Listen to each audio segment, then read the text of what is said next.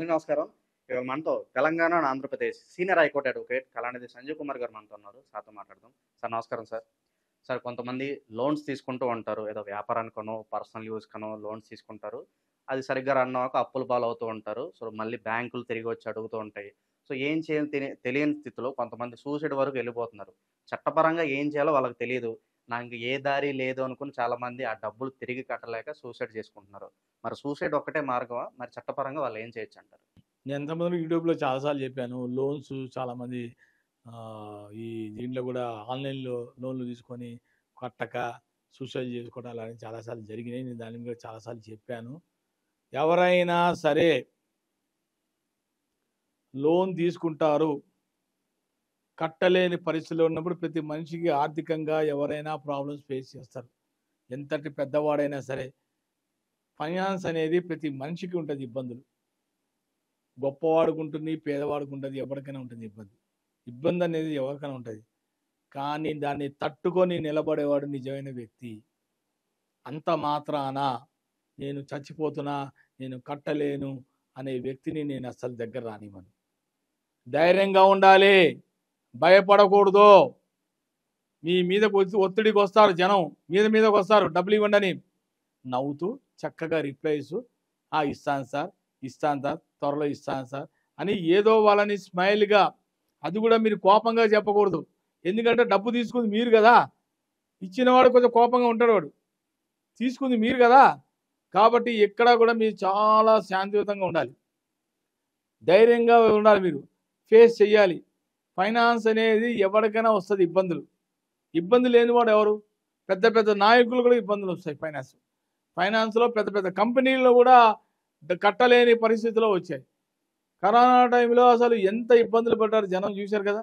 పెద్ద పెద్ద హోటల్స్ కట్టలేని పరిస్థితుల్లో వాళ్ళు, సార్ ఏం చేయాలి సార్, నేను రెంట్ కట్టలేకపోతున్నాను సార్, ఏం చేయాలంటే ఫేస్ చేయాల్సిందే. మీరు లాభాలు వచ్చినప్పుడు మీరు బాగానే తీసుకున్నారు కదా ప్రాఫిట్స్, నష్టం వచ్చేటప్పటికే మీకు ప్రాబ్లమ్స్ వస్తాయా? అందుకనే చెప్తున్నా, లాభాలు వచ్చినప్పుడు 10 రూపాయలు పక్కన దాచిపెట్టుకోండి. ఒకవేళ రేపొద్దున రొటేషన్లో మీకు ఏమైనా ఇబ్బంది రావచ్చు, అప్పుడు ఆ డబ్బు తీసి దీనికి అడ్జస్ట్ చేసుకోండి.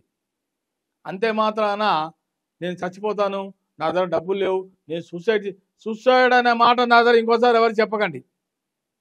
చాలాసార్లు యూట్యూబ్లో చెప్పాను. గొప్ప అనుకుంటారా సూసైడ్ చేసుకోవడం అంటే? ఎవడైనా చేసుకుంటాడు. సూసైడ్ మార్గం, అది పరిష్కారం కాదు నా లెక్క ప్రకారం. అయితే ఎదుర్కొని ఎవరైతే ఫేస్ చేస్తాడో నిజాన్ని అతనే నేను గొప్పవాడు అంట. నేను ప్రాబ్లం వచ్చింది, మీ మీదకి వచ్చారు, కోర్టును ఆశ్రయించండి,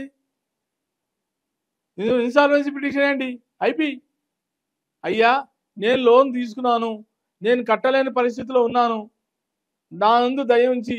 చాలామంది అప్పుడు ఐపీ పిటిషన్లు వేసుకున్నారు, ఇన్సాల్వెన్సీ పిటిషన్ వేసుకున్నారు కోర్టులో. అప్పుడు కరోనా టైంలో కంపెనీలు లేవు, డబ్బులు లేవు, జీతాలు లేవు, అప్పులు చేశారు. మరి ఇల్లు గడవాలంటే అప్పులు చేయాలి, అప్పులు చేయాలంటే అప్పు ఇచ్చినవాడు మరి అడగకుండా ఉంటాడుగా, వాడు అడుగుతాడుగా, ఈయన దగ్గర ఉండాలి కదా, ఈయన దగ్గర డబ్బులు లేవు. ఇప్పుడు ఎలా చేస్తే దీనికి పరిష్కారం ఆలోచించాలి. కానీ చావు పరిష్కారం కాదు నా లెక్కలో. అయితే నా డిక్షనరీలో చావు అనేది ఉండకూడదు. ప్రతి మనిషి బ్రతకాలి, సాధించాలి జీవితంలో, భయపడకూడదు దేనికి కూడా. దేనికైనా ఫేస్ చేయాలి మీరు. అలాంటప్పుడే మీరు దమ్మున్నప్పుడు, అప్పుడే గట్స్ ఉంటేనే మీరు అప్పు చేయండి, లేకపోతే చేయకండి. ప్రతి మనిషికి వస్తుంది ప్రాబ్లం. డబ్బు ఉన్నవాడికి వస్తుంది, డబ్బు లేని వాడికి వస్తుంది, కామన్ మ్యాన్కి వస్తుంది, రిచ్ మ్యాన్కి వస్తుంది, మిడిల్ క్లాస్ వాడికి, ఎవరికైనా వస్తుంది. కానీ దాన్ని మీరు ఫేస్ చేయడంలో ఉంటుంది, మీరు మాట్లాడే విధానంలో ఉంటుంది. మీకు ఒత్తిడి చేస్తారు, కావాలని స్ట్రెస్ చేస్తారు, మిమ్మల్ని భయభ్రాంతులు చేసేవాళ్ళు కూడా ఉంటారు. ఇస్తావా, చస్తావా, చంపేస్తా అంటారు. దేనికి కూడా భయపడకూడదు, దేనికి లొంగకండి. ఇస్తాను సార్ అని ఆన్సర్ ఇవ్వాలి తప్ప రేపు పొద్దున ఇవ్వబోతు నన్ను చంపేస్తాడేమో, నేను చచ్చిపోతాను అని అంటారు. ఆ మాట నా దగ్గర ఇంకోసారి అనకండి. ఎవరికి ఏం కాదు, ఎవరు ఏమి చంపరు. అవసరమైతే మీరు కోర్టును ఆశ్రయించండి, అవసరమైతే మీరు పోలీస్ స్టేషన్ ఆశ్రయించండి, వాళ్ళు రక్షిస్తారు మిమ్మల్ని, కోర్టు రక్షిస్తుంది. మీకు మన దేశంలో అన్నీ ఉన్నాయి కదా, మీకు భయం ఎందుకు? మీకు కట్టలేరు, డబ్బులు లేవు, ఉద్యోగం లేదు, ఏం చేస్తారు? కోర్టు ఆశ్రయించండి, ఇన్సాల్వెన్సీ పిటిషన్. నా దగ్గర రూపాయి లేదు జడ్జి గారు, మీరే మమ్మల్ని ఆదుకోవాలని కోర్టులో దావా వేసుకోవాలి. ఆ దావా వేసుకుంటే మీకు ఖచ్చితంగా న్యాయం జరుగుతుంది. మీరు దేనికి భయపడకనే అధైర్యపడదని చెప్తున్నా, మీకు ముందరే చెప్తా. అధైర్యపడదు, దేనికి కూడా ధైర్యంగా ఉండండి. అప్పు చేసేస్తే రేపొద్దున ఎవరు చంపేస్తారు, ఎవ్వడు ఏం చేయడు మిమ్మల్ని. ఎవ్వడు ఏమైనా చేస్తే రేపొద్దున రేపు జైలు కూడా మిమ్మల్ని ఏమైనా చేసేవాడు ఉంటాడా? మిమ్మల్ని ఏమైనా చేస్తే అతను ఉంటాడా? చంపేస్తే ఉంటాడా అతను? జైలు కూడా రేపొద్దున.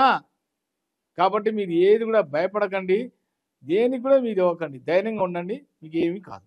థ్యాంక్ యూ కళానిధి గారు, చాలా బాగా వివరించారు. ధన్యవాదాలు సార్.